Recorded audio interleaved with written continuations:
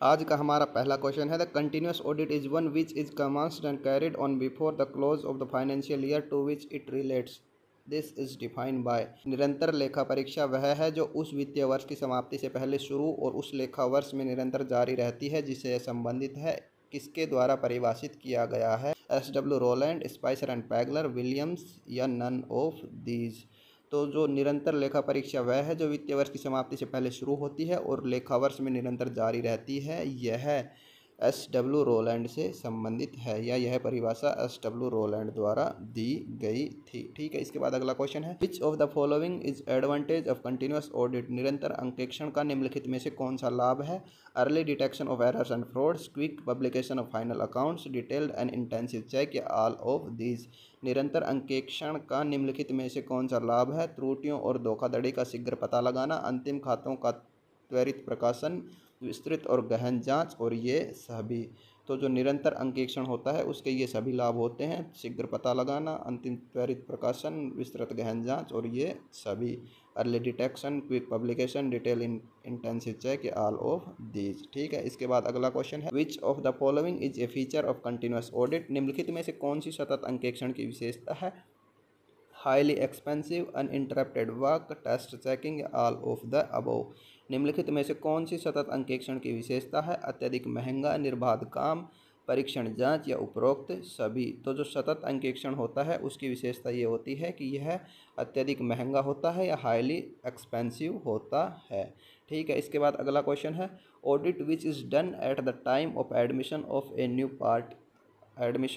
New partner. Audit which is done at the time of admission of a new partner is called. नए साझेदार के प्रवेश के समय जो अंकेक्षण किया जाता है उसे कहते हैं casual audit, standard audit, partial audit या इंटरिम ऑडिट। तो नए साझेदार के प्रवेश के समय जो अंकेक्षण किया जाता है उसे कहते हैं आकस्मिक अंकेक्षण, मानक अंकेक्षण, आंशिक अंकेक्षण या अंतरिम अंकेक्षण। तो नए साझेदार के प्रवेश के समय जो अंकेक्षण किया जाता है उसे कैजुअल ऑडिट या आकस्मिक अंकेक्षण कहते हैं। ठीक है, इसके बाद अगला क्वेश्चन है if only a part of accounts of a business is examined it is termed as. यदि किसी व्यवसाय के खातों के केवल एक ही भाग की जांच की जाती है तो इसे कहा जाता है casual audit, standard audit, partial audit या इंटरिम ऑडिट। यदि किसी व्यवसाय के खातों के केवल एक भाग की ही जांच की जाती है तो इसे कहा जाता है आकस्मिक अंकेक्षण, मानक अंकेक्षण, आंशिक अंकेक्षण या अंतरिम अंकेक्षण। तो अगर खातों के किसी एक भाग की ही जांच करेंगे तो इसे आंशिक अंकेक्षण या पार्शियल ऑडिट कहेंगे। ठीक है, इसके बाद अगला क्वेश्चन है audit is not a guarantee of 100% truth. अंकेक्षण 100% सत्यता की गारंटी नहीं है। This statement is correct, this statement is not correct, depends on circumstances या none of these.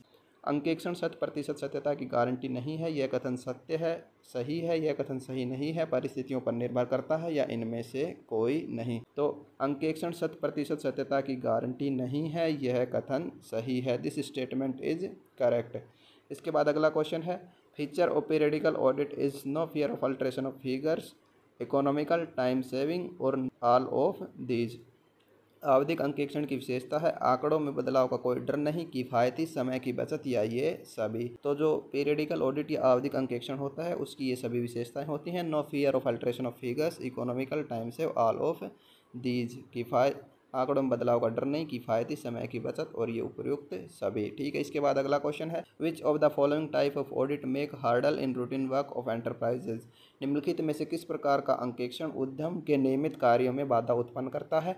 Continuous audit, periodical audit, interim audit या पार्शियल ऑडिट। सतत अंकेक्षण, आवधिक अंकेक्षण, अंतरिम अंकेक्षण या आंशिक अंकेक्षण। तो जो सतत अंकेक्षण या कंटिन्यूअस ऑडिट होता है वह अंकेक्षण उद्यम के जो नियमित कार्य होते हैं उनमें बाधा उत्पन्न करता है, सतत अंकेक्षण। ठीक है, इसके बाद अगला क्वेश्चन है in which of the following of audit there remains no scope of alteration of figures. निम्नलिखित में से किस अंकेक्षण में आंकड़ों में परिवर्तन की कोई गुंजाइश नहीं रहती है? Continuous audit, periodical audit, interim audit या पार्शियल ऑडिट। सतत अंकेक्षण, आवधिक अंकेक्षण, अंतरिम अंकेक्षण या आंशिक अंकेक्षण। तो जो पीरियडिकल ऑडिट या जो आवधिक अंकेक्षण होता है इसमें अंकेक्षण में परिवर्तन की या आंकड़ों में परिवर्तन की कोई गुंजाइश नहीं रहती है। Audit there remains no scope of alteration of figures is periodical audit. ठीक है, इसके बाद अगला क्वेश्चन है in which of the following audit publishing of final accounts. निम्नलिखित में से किस अंकेक्षण में अंतिम खातों का प्रकाशन होता है? Continuous audit, periodical audit, interim audit या पार्शियल ऑडिट।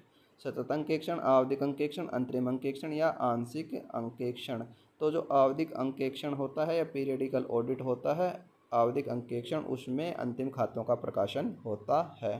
ठीक है, थैंक यू।